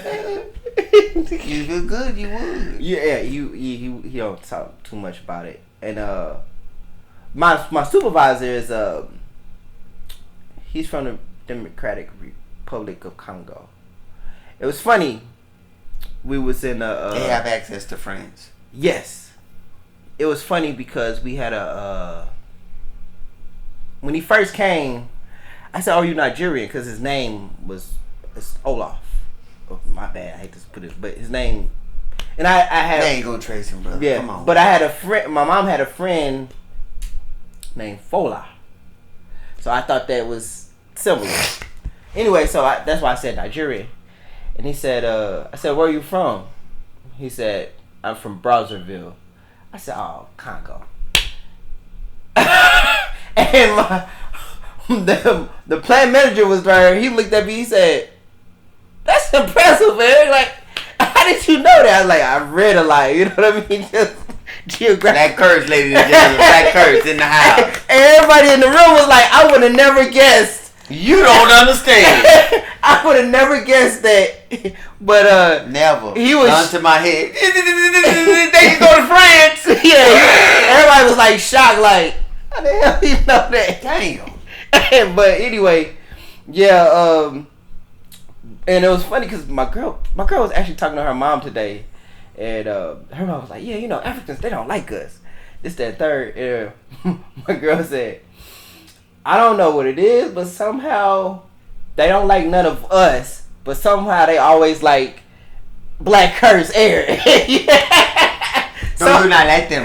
You're not like them. Somehow I can see it. Yeah, somehow Eric always gained friends and trust with African. And even when I was in high school, I used to go to like Nigerian parties. No, because they look at we having devastatingly taken advantage, man. That's Yeah. why when you meet an immigrant, man, is one guy project that he go to universities, and one guy got on the microphone and started going off. He said, "Man, y'all spoiled." Yeah. And you know, and when you meet a Jamaican or what have you from the Caribbeans or something, Dominican Republic, the ones that ain't on no crime spree, man, give me another job. What can I do? Mm-hmm. And Africans, man, they call it a lotto, bro, a lottery. They hit the lottery coming over here. Yeah, you know when I talk to them, like I tell African Americans, I don't think it's necessarily that Africans dislike us. I say it's like with anybody.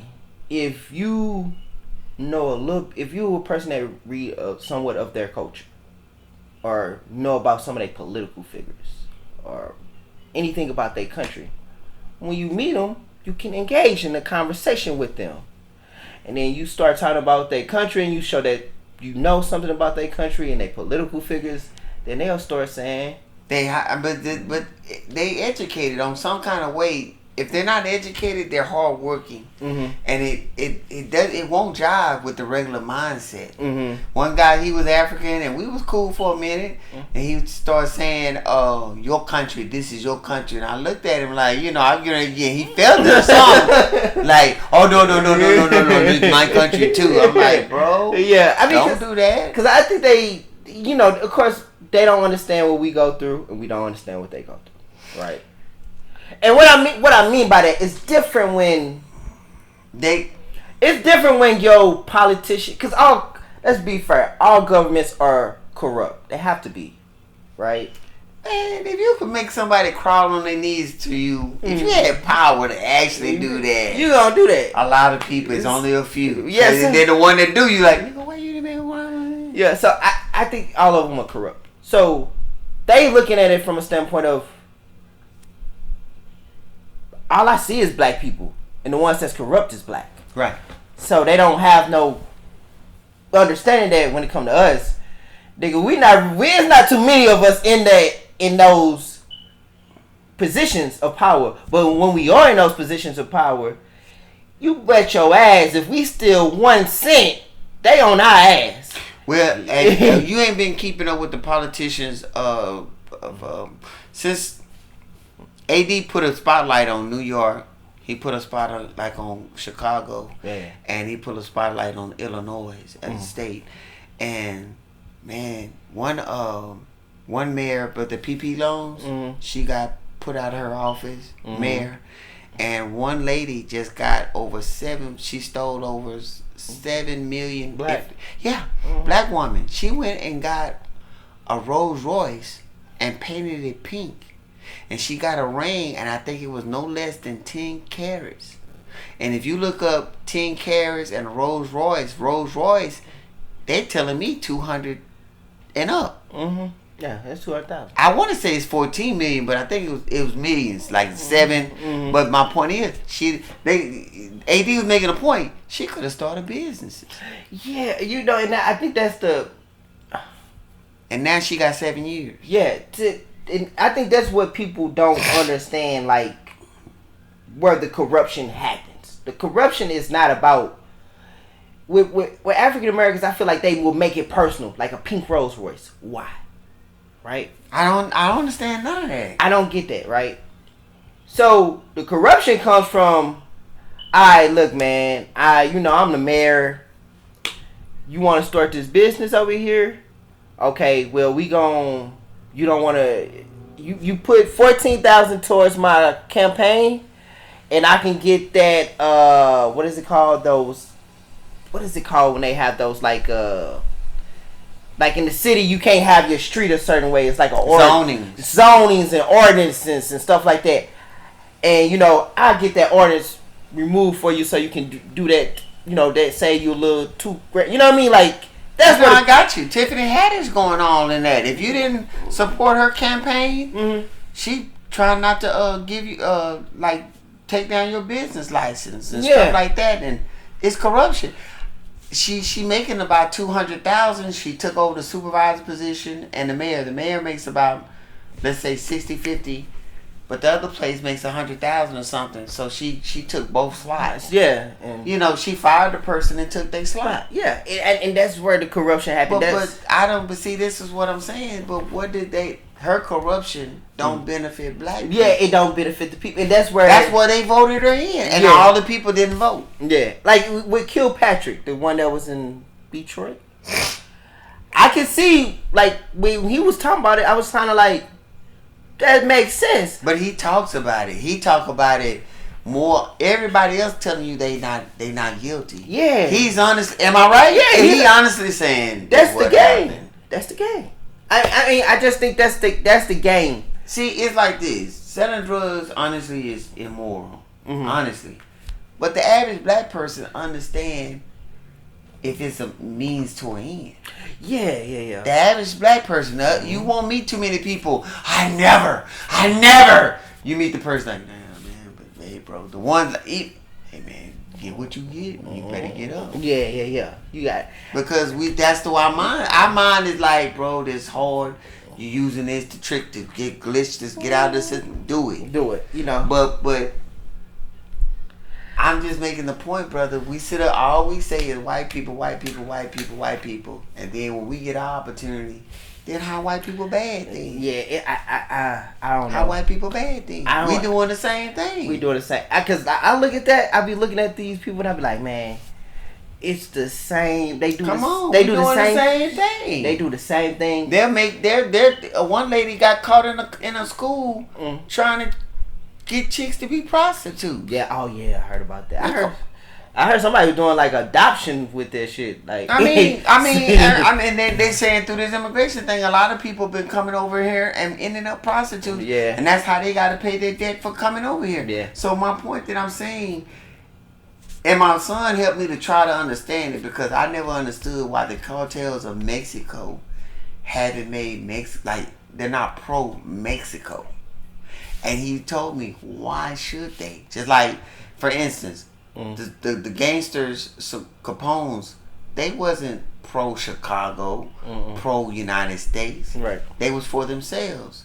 So I don't understand it when we talk about white. We're not pro black. We say we are. Right. But we're not. I wanted to go to elementary, middle school, and try to pick, and everybody that I know that know me and care for me say don't do that.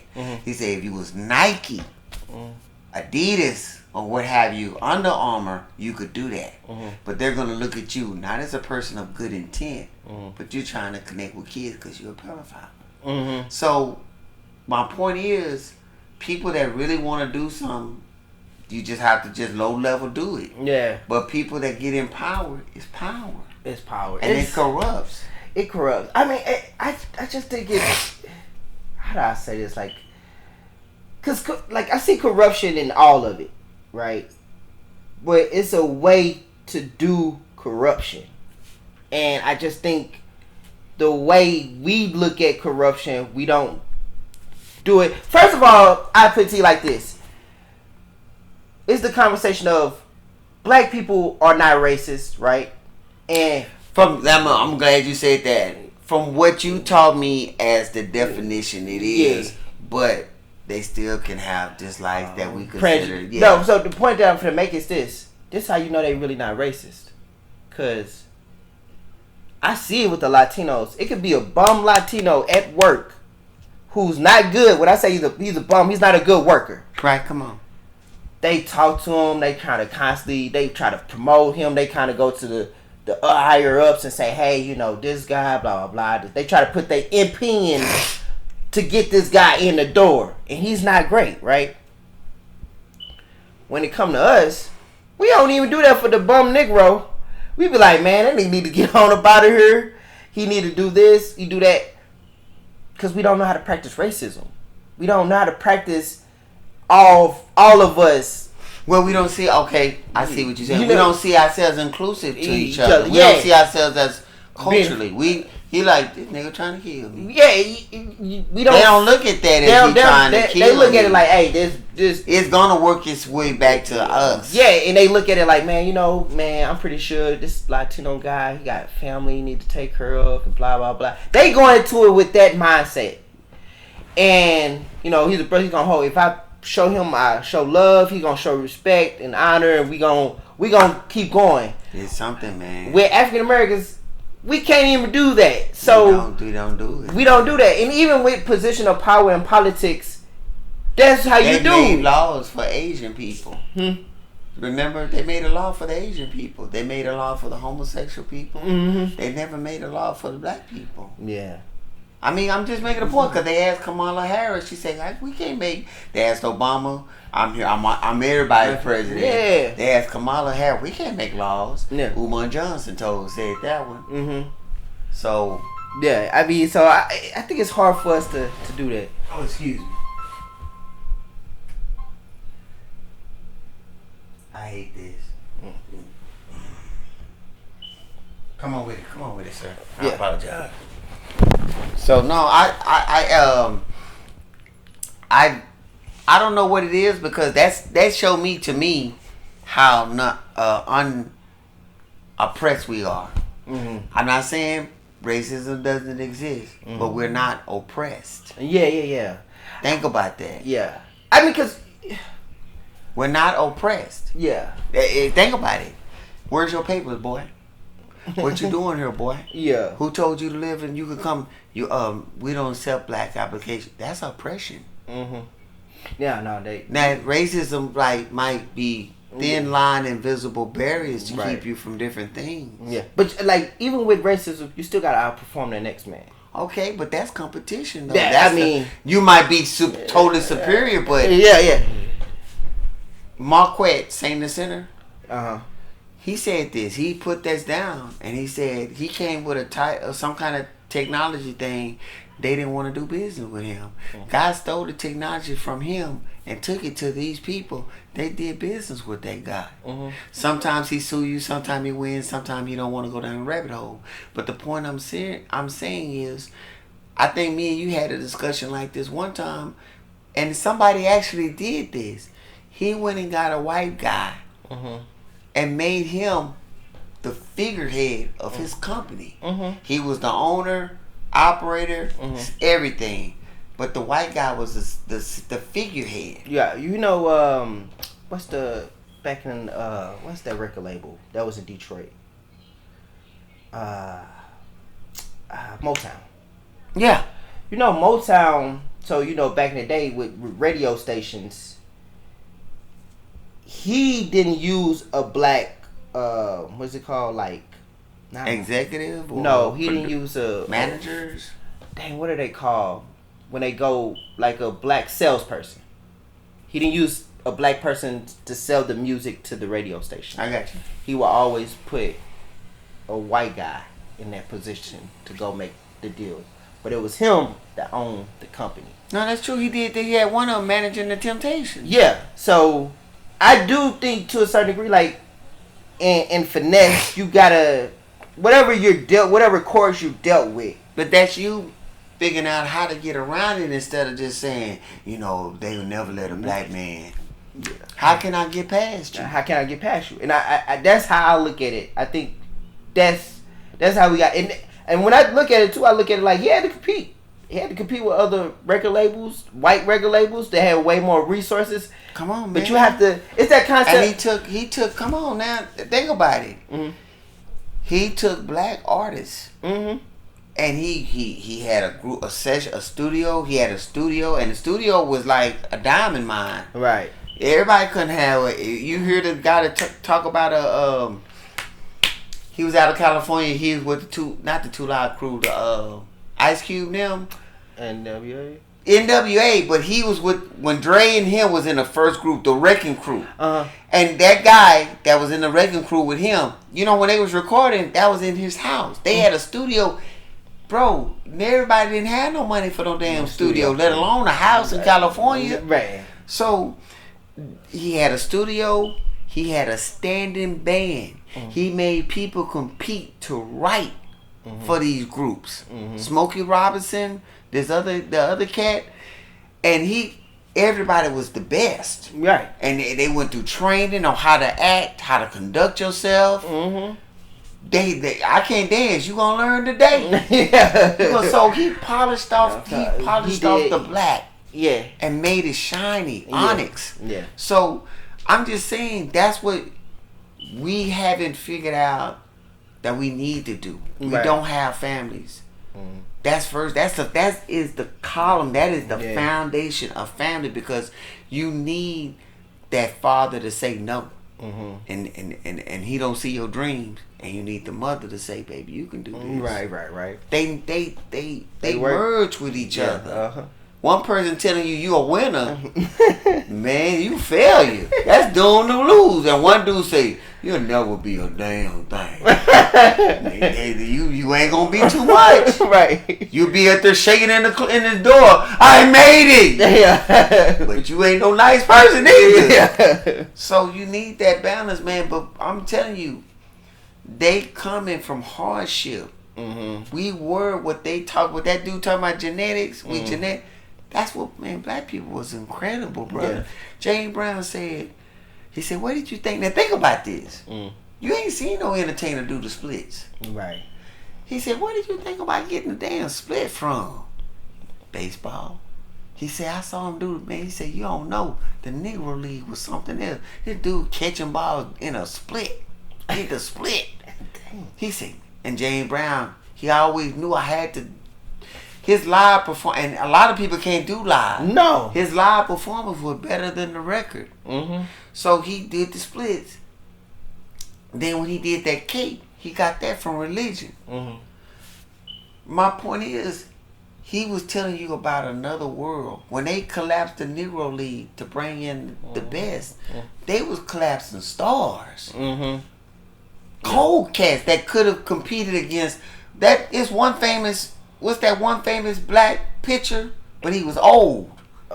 He's famous, brother. And this dude, if he would have got in his prime, he'd have been tearing up everything. Yeah. That's the way black was.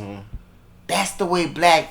And I don't know about genetics, brother, but I want to say it's a propensity to it. Look how we are at athletics. Yeah. Look at how we are at entertaining. Yeah. We're not going to say, I'm not going to never say that, well, you saying that white people can't dunk a ball. No. I ain't said that. No. Larry Bird, he told you in his interview, I wanted to go play with the blacks. Right. I laughed at, something that I think is funny. I don't know where I heard this from, but they said Larry Bird told them they was having the 3-point contest. He said, which one of you niggas is coming in second? And I said, that's respect. Come on, that's man. Larry Bird, bro. No, you can't be around that with black guys. I'm telling you, I didn't play basketball because there's gonna be a fight. Yeah, and I was thinking to myself, And them niggas came in second out They there. came in.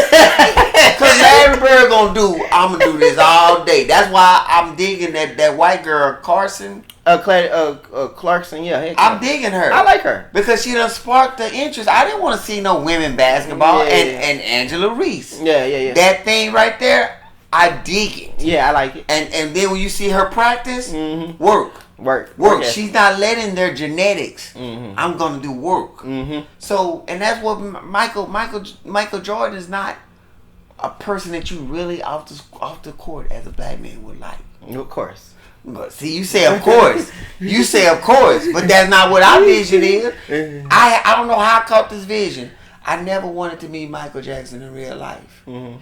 If I could have been in the room and took a picture and gone, like, I don't never see you again. Yeah. That'd have been the creme de la creme. It's funny because it's certain people that like I look at like Michael Jordan. I wouldn't care to have a conversation with, right? I wouldn't care. I wouldn't care to conversate with. No. It's certain people. LeBron James. I don't care to have a conversation. Okay, that's interesting. I wouldn't care to have a conversation with LeBron either. But man, I would love to have a conversation with. Who would I say? I would like to have a conversation. I would like to have a conversation with Jaylen Brown of the Celtics. Okay. I would like to have a conversation with him. Not tell that nigga to stop being pro-black before you lose, when you get kicked out the NBA. You know what? They told Akeem Jabbar, help me. Yeah. Akeem Jabbar. What's his name? You know who I'm talking about. about. But his name is Alcindor Lou when he played for UCLA. Okay. Kareem Abdul-Jabbar. Thank you, Kareem Abdul-Jabbar. Trying to be respectful. Mm-hmm. And they told him to cut his hair. Yeah. And he cut it. He cut it. Yeah. That was in college. Yeah. He cut it. Yeah. I mean, well, for me, it's like this. I'm in the white man's league. Come on, brother. I don't want you to lose your bread. Come on, brother. That's how I look at it. I just don't want you to lose. But see, this is your job. Mm-hmm. And it's a basketball player that wasn't no great basketball player to be, like, he's richer than a lot of guys that made more money in the NBA over him. He opened up his McDonald's. Mm-hmm. See, that's the thing that I... Hold on real quick. Okay, I'm just making sure we start off. My phone went dead. Wait, that's the thing that I be trying to... That's the point that I think is more relevant. I'm not against you being pro-black. You don't have to say that in an interview, a conversation. You don't have to say shit about shit. You just do it. But I'm going to say what Charles and White would say. But what are you building, though? What have you built? Yeah. What are we building? What's the lost tribe of Israel built? What have you built? You can't. This is my town. Go get somebody out of prison. Yeah. Go make a law. White people make a law. Yeah. You ain't doing none of this. And I get that. Like, I just think, for me, with some people, it's like, man, that talking shit needs to stop. And doing something has to be what the game plan is. No, it is. I'm telling you. To be honest with you, if I was popping, man, I'd be trying to get proteges. I'd be trying to get people like that's just a natural, like that dude that's trying to turn bottles into fuel. You ain't heard of him? No. His name is Black dude? Julian. Yeah, and he had an explosion too. Oh damn. Yeah, but he owned to something. Yeah. And dudes like that, if I had money, that's what I'm saying. He trying to turn what we throw away into fuel. They got so much waste in China. He could go get that. They pushing it in the damn sea. Mm-hmm. He could go get that and go kill the game. Yeah. They gotta kill him. But my point is, ain't nobody letting you. They got a Tony Stark in Africa. They trying to kill him. Tony Starks. I was saying that to identify who I don't know his name. He trying to make a helicopter that don't need some kind of fuel or something. He making a unique helicopter. And they already tried to assassinate him one time. Yeah. And you know how people are. White men are sitting African. Indian guy killed Gandhi. Black woman stabbed Martin Luther King. Yeah. You sending your race in. How did Sam Cooke die? I think that was from a prostitute, right? It's supposed to be a setup of a prostitute supposedly stole his money. The lady, he runs in the office, Sam Cooke, after his money. The lady, he knocking on the door vehemently, and the woman blasted him. Yeah. Now, they saying it was set up because he wouldn't get in bed with the mafia. Yeah. That's what they say. That's what they say, yeah. So, and I mean, that make more, to me. It make more sense, because mafia ran...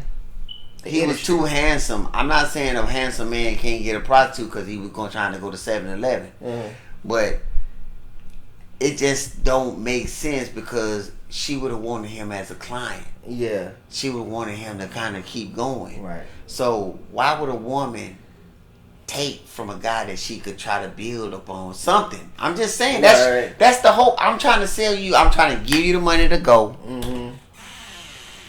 Oh, hey, here comes, look, he's smart. His little dog smart.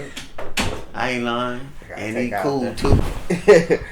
So, no, I think it was, when they, to me, the mob sound more, because when you got the rights, just like Michael Jackson, think about it. I don't understand how he beat out the Beatles, but he beat out the Beatles. And that $42 million investment turned to over $500,000. Now it's $1 billion. Mm-hmm. It's $1 billion now. That's mind blowing. So Isley Brothers owned. They produced a music house, mm-hmm. and Sam Cooke was going into publishing. They was publishing music. Mm-hmm. That's. Paul McCartney gave Michael Jackson the game. Mm-hmm. Michael Jackson, like, he got mad at Eminem and went and bought his music. When he had, I don't know why he thought he would outlive Little Richard. Mm-hmm. He had in his will that when he died, the music Little Richard's music went back to him. Mm-hmm. That's what I'm just saying. It's bigger. That makes more sense than a prostitute stealing from you. Mm-hmm. And you don't know that, let me see what my client, I got Sam Cooke or somebody I thought was Sam Cooke. You don't think the first thing I need to do is shoot? And I got a shotgun? Mm-hmm. And a shotgun is a close grade weapon. So yeah. If you come in that door and I say, hold up, player, mm-hmm. bro, I'm gonna blast you all the way. I don't need to blast through the door to get you. Yeah, I don't know. I mean, I do believe that, because I was telling my girl, I was like, oh, you died with, like, dealing with a prostitute. She's like, Sam Cooke died with dealing with I was like, yeah. But I didn't recall the actual story. Man, they be going on, man. I love, that's why I tell people, man, I love this age. Yeah. If I was a young dude, man, and I could and I had your intelligence or my son's intelligence, I'd go give me a technological degree, IT, something. Something that's relevant that I could keep making money, whether I have to go in or I have to get to stay at my house. Brother, I be getting off on entertainment. I be having fun. I go try to keep my body together, be healthy as possible. But I would be having, because the things you can do, man. I'm old dude. You wouldn't have thought to do the stuff you doing. Yeah. That's why I'm looking at and the black man. I mean the white man. I'm like, bro, what is it that you can't do? Right. I'm the hope. I believe I'm the hope of what my grandfather wanted. Like, I didn't get to have this opportunity. I hope you enjoy this opportunity. Yeah, same. That's how I look at it too. Like, especially with me having a son, it's like, I think it's cool that he knows I go to a job, and then he know I podcast. At one point in time, my son used to always tell the family members, my dad's a podcaster. What your dad do? He's a podcaster. But I work a job. He get to see it. No, he get to see it. He see that. You know what I'm saying? Like, that's, and whatever your kid is seeing you do, it's putting your time into, they associate you with that. Come on, man. But we well at 2 hours. Man, let's go on and chop it off, man. I got this barbecue. I'm getting ready to knock off. Yeah. And I'm thinking about trying to see if I got my energy right, seeing a Wolverine movie. I'm going to go check that out. Wolverine and Deadpool. Okay. So, nah, man. But, no, I'm just tripping on the election. I gave them a chance. So, and Trump, He ain't no saint on no kind of level, brother. Yeah. But if he get back in, I feel like he will with the electoral college. If he don't win the popular vote, I think he gonna stand on it. I think he gonna win. You think he gonna win? Yeah. I think he gonna immigration, brother. If you do the math, it is bad. They putting people that's not invested in this country ahead of you. Yeah. Totally, brother. Totally, yeah. They not invested. They shooting at police now. Yeah. So that's my thing. Kamala Harris, I'm like what you say. I saw her in the White House. What was she doing? I saw more of Michelle Obama. I saw more of Hillary Clinton. What was you doing? And those wives. Yeah, that was wives. As a VP, what was you doing? Right. So I mean, even when Joe Biden was a VP, we saw motion as well. But anyway. No. But I'm gonna say that too. Yeah. I'm gonna let you have it. I knew who Joe Biden was. Like I visibly, if you think about the last 3 presidents, go back past Obama, name off their vice president. What's his name? What was the guy that he had? You see what you're doing? Yeah, because it was Donald Trump. I can't think of his name, but he wasn't Pessler or something. I forgot Donald Trump. I forgot forgot Donald. See, this is my point. I should say then you had Barack Obama, Joe Biden. Then you had past Obama. That's why I say past Obama. Then you had President Bush, and that guy name was the guy that killed somebody in Texas. At the ranch. What is his name? See? And his daughter will start becoming I can't think of his name. See? I'm just making a point. Yeah. Bill Clinton, Al Gore, I believe. That was good. Bill Clinton, Al Gore. No, that's good. You hit that. Come on. Yeah. What else you got? Yeah. I remember Condoleezza Rice as before I knew. No, see about. See, that's my point. Before you know the president, it should vice president. Yeah. You should know that, but you know that because you seen their activity. Right, but I can say like even like with I can say with what's his name? The one before President Obama, George Bush. Yeah. His vice president was kind of active. Man, he was a goofball. He was a goofball, but I mean, you heard about him. Yeah, being a goofball. I remember. I know. I could see his face as a goofy white guy that you like, bro. Yeah. You blessed. Yeah. How'd you get in here? Yeah. But I'm just saying this. I just I gave them a chance. Everybody get mad. Why you gonna vote for Trump? Trump this, Trump that. Charles and White put it down like, all this time Trump's supposed to he been in rap songs. He been this. Everybody wanted to be Trump. I'm surprised a rapper name ain't Trump. Right. Now he in Congress and he spoke to the people that were gonna vote. I'm gonna drain the swamp. That white you don't know what that means. Right. You know what you think it means. Right. But I just said something slick. Yeah. And so my point is that I voted for these cats. I seen what their policies are. Immigration has been something that I'm against. I don't mean to be ridiculous. I don't mean to be this and that. But they just let it just flood. They let it flood, brother. So much that when he shipped it off to other countries, they felt what I'm going through. If I did something that made you feel my pain, you like, oh, Jerome, skinny, I'm done. So that's all I'm on. I'm on this, trying to check it out. It's a wild roller coaster ride. It's fun to me. I'm really no, it's fun. It's entertaining. But it's with our American lives, though. Yeah. At the cost of the entertainment is at the cost of our American lives. Yeah, for sure. What was I gonna say? This is We Black Crazy, episode 1. I don't know what we gonna name it, but we gonna name it, and it's. We trying to do this Skinny Boy Versace. We just trying to get it on. Get it on. See you later.